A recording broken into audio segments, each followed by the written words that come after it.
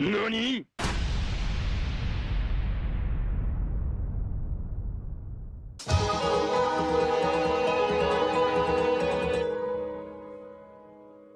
What's going on, everybody? Sean Ross here, and welcome back, guys, to another review where I will be talking about and discussing chapter 174 of Tokyo Ghoul. And yet again, in this chapter, we have the continuation of Kaneki versus Furuta. Thus far, we have spent 2.5 chapters with this fight, and within this chapter, we get to see Kaneki on full display with his new Kagane form. I love the way that it looks in this chapter, and getting to see the new blade-like designs coming off of his Kagane was very cool to see. But Kaneki kind of takes a backseat in this chapter to where you can definitely tell that Furuta is on full display and is the main focus for this week's chapter, because not only do we have that flashback with Furuta looking at the Washu family tree and learning about the Washu history, but we also get to look a little bit more into the relationship with Tsunoyoshi and Furuta, and I have a lot of thoughts on that section alone. But as this chapter goes on, we can definitely see that Furuta is unraveling in a way as he is fighting Kaneki, because both physically and verbally, Furuta cannot touch him. This is not the same Kaneki that Furuta saw down in the underground that went up against Juzo.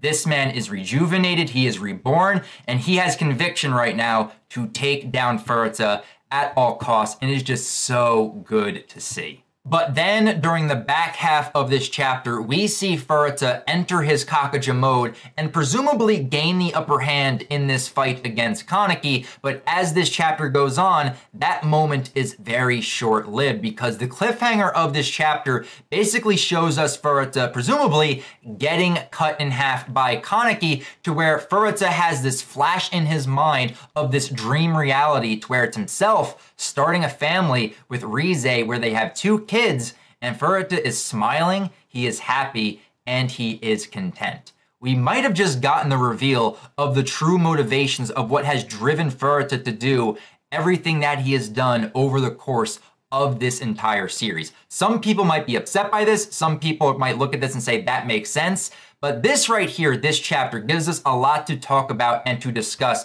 not only with Furuta's character, but where we can go moving forward with this fight and towards the ending of Tokyo Ghoul. So with all that being said, guys, let's go back to the start of this chapter, back to page 1, where we have an old-fashioned Mexican standoff between Kaneki and Furuta, because we see these two standing there staring back at each other. They have their Kagane stretched out, they're getting ready to pounce, but they're waiting for the first person to make the first move. They both crouch down, they're looking at each other, and this is when we see Kaneki's new Kagane form on full display. And I really do like this new design of Kaneki's Kagane. I'm not sure what type of Kagane it is, if it's a new type, maybe it's a combination of all 4, but it's definitely not a Rinkaku Kagane. It looks more like a Kokaku to me, maybe an Ukaku, but I like the addition of these blades, of these daggers that are attached to his Kagane. They really do remind me of Misa's mask, triple blades.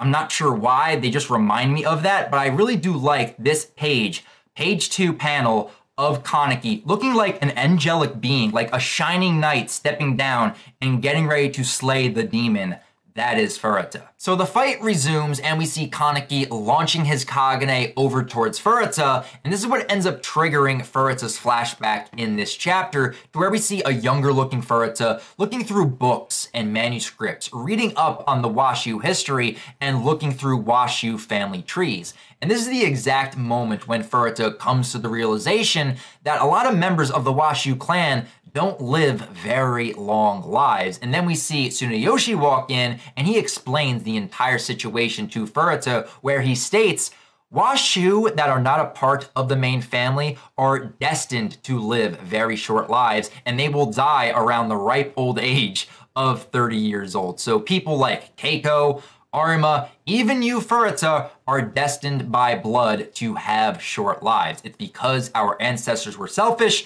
and it's not a tale that I can tell you right now. And I can see why, because it's hard to explain to one of your children, oh, it's because of all the inbreeding within the Washu clan. I can see why Tsunoyoshi is leaving parts out as to why they are living so very short lives, though I do think that there are other factors contributing to other Washu clan members having shorter lives. But this is a lot to drop on a kid, particularly a very young kid like Furuta in this situation, but he honestly handles this like a champ. After hearing all this, he says, I see. I guess I've just got to do everything I want to in the time I have.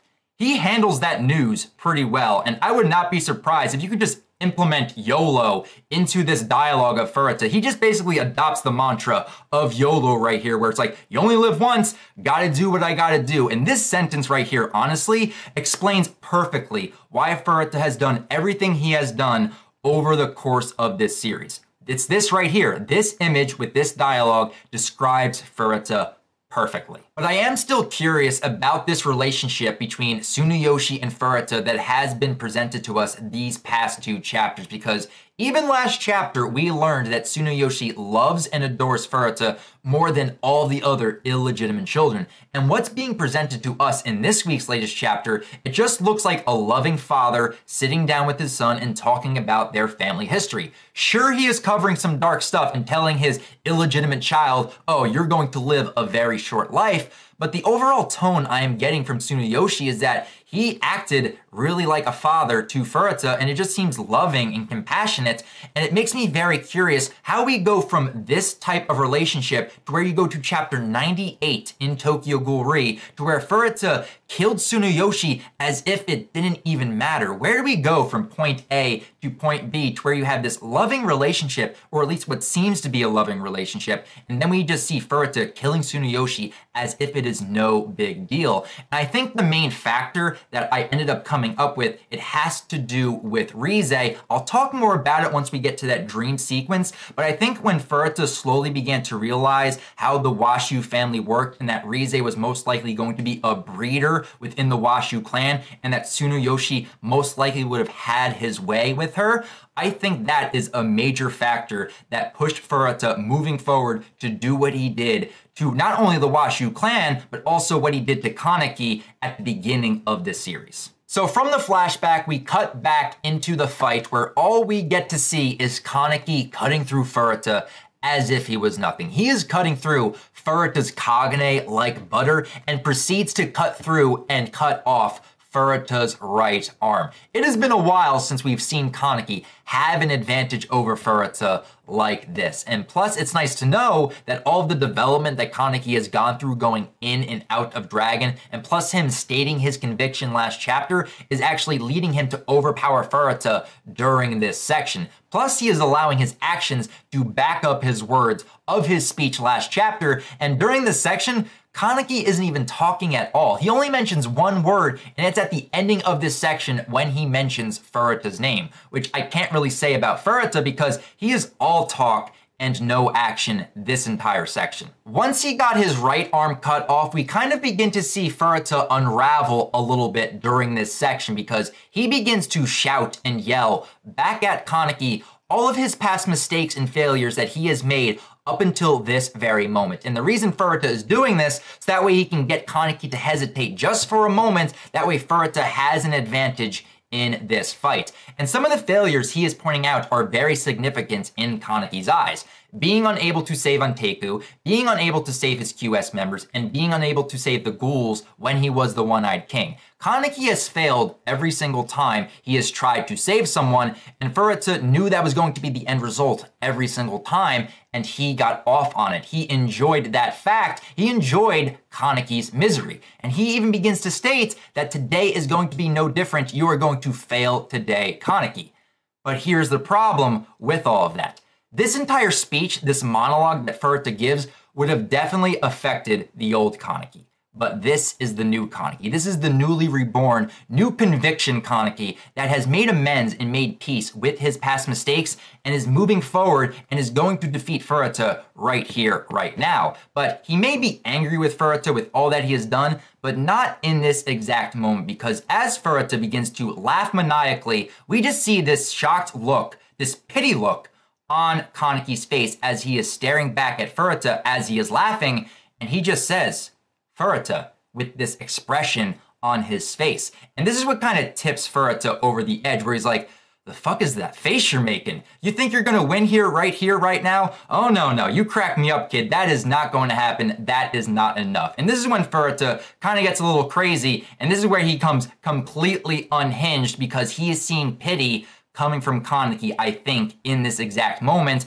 And this is where he's like, no, I want to take more from you. I have wiped out the Washu clan, I have ended the legacy of the CCG, and I released Dragon upon Tokyo. But that's not enough right here, right now. I need to take more from you, Kaneki. Give me everything. And we just see Furuta unleash his Kakuja form. And now the fight has been amplified to a whole new level now that Kaneki has to deal with a Kakuja formed Furuta. And at first, Kaneki is doing pretty well dealing with Furuta, keeping him at bay, cutting through the Kakuja, but eventually Furuta does get through to where he's able to grab a hold of Kaneki and slam him back down to the ground. But it's during this section when we see Kaneki getting pummeled on the ground by Kakuja Furuta, the art begins to shift a little bit to where you notice it's not as clean and it's more scratchy, just to show how chaotic this situation actually is. I know this was deliberate on Ishida's part, though I do kind of wish the art was a little bit cleaner.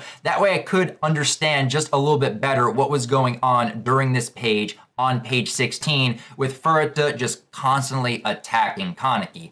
But as this is going on, we see this silhouette of this person with whited out eyes staring back at Kakuja Furuta, and you do notice that Furuta is shocked to see this. Now, this could be Kaneki attacking Furuta, but it could also be Rize. We don't really know who this silhouette is, but for right now, I'm going to say Kaneki, unless next chapter 175 proves otherwise. But we have this shocked look come over Furuta's face, and the next thing we see is this really simple but very dynamic double spread page of this dream reality that Furuta is thinking about within this moment, to where he is happily married to who I am presuming is Rize, and they have 2 kids together, and they are most likely living a simple and happy life.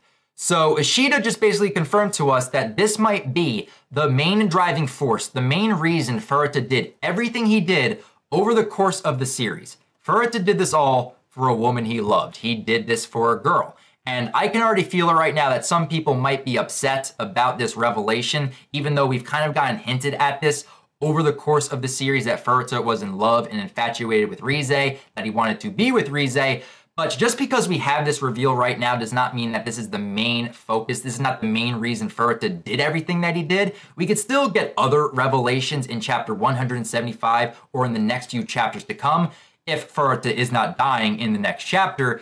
But I think this might be the true motivation of Furuta, which I am content with. I would have hoped for something a little bit deeper and something more awesome, but I am okay with this at the moment. But I will have to see what we actually get in chapter 175 to further flesh out this dream reality that Furuta is thinking about. Though, getting to see this, it does actually make me understand the decline in the relationship between Tsunoyoshi and Furuta, because as we know with Rize's role within the Washu clan, she was raised to be a breeder, and most likely Tsunoyoshi would have had his way with her, causing Furuta to be very upset, to where it's like, you're gonna use the woman I love as your breeding tube? That ain't gonna happen. And as we know with the events that have transpired, Furuta helped Rize escape, and then Rize was basically like, all right, see ya, I'm not seeing you ever again. And this basically caused Furuta to kind of get a little bit jealous and a little bit angry at all the things that he did for Rize, and she just basically tossed him aside as if he was nothing. And then I also think, getting to see Rize with Kaneki ended up causing the steel beam incident. Some jealousy was put into that attack, but I think once he found out that Kaneki was still alive and was actually implanted with Rize's Kakaho, he's like, oh no, you are not going to have that. I'm going to make your life as miserable as possible. And I think that might be the main reason why Kaneki's life has been so filled with tragedy. It's because of jealousy, maybe by Furuta.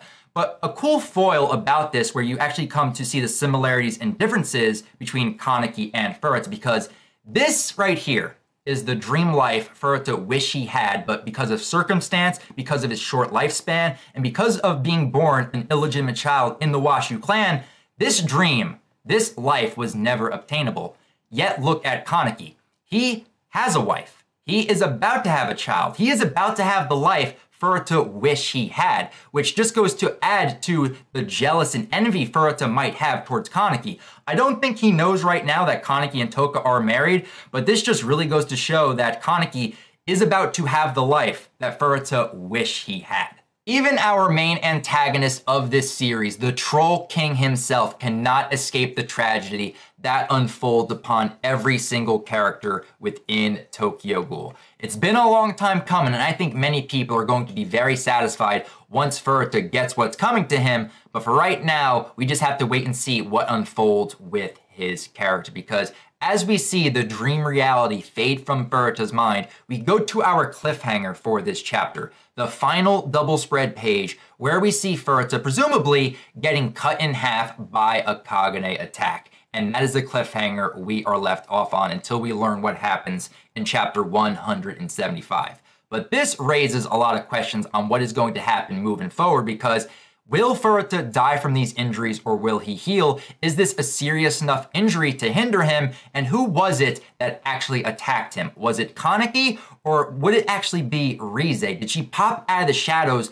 very abruptly? It would be a good twist if this was in fact Rize, but for right now, I will put my money on Kaneki as the one that delivered this blow to Furuta. But I would also hope, too, that Furuta does not die next chapter. I'm hoping that this is a fatal injury and that he will die slowly and he will begin to monologue and talk with Kaneki and reveal more stuff about his background, about the Washu, and about his true motivations. If we get more clarification on this dream reality page that we had in this chapter, I will be happy with that. But if we get more reveals and revelations next chapter, I will be very, very satisfied with that. But I'm hoping for a slow death for Furuta. Don't want him to die next chapter. Let it be agonizing, Ishida. Just allow this person that has caused so much misery over this series to die a slow, painful death. So with that, guys, that is my review on chapter 174 of Tokyo Ghoul Re. But now I definitely want to hear your guys' thoughts on this chapter. What were your positives? What were your negatives? And what are your theories going into chapter 175? I definitely look forward to hearing your thoughts down in the comments below. And if you guys want to talk more about Tokyo Ghoul outside of YouTube, feel free to follow me on Twitter, guys. A link for my Twitter can also be found in the description down below. But that's going to do it for me here, guys. So until next week, when we have chapter 175 of Tokyo Ghoul Re, I'll talk to you guys next time.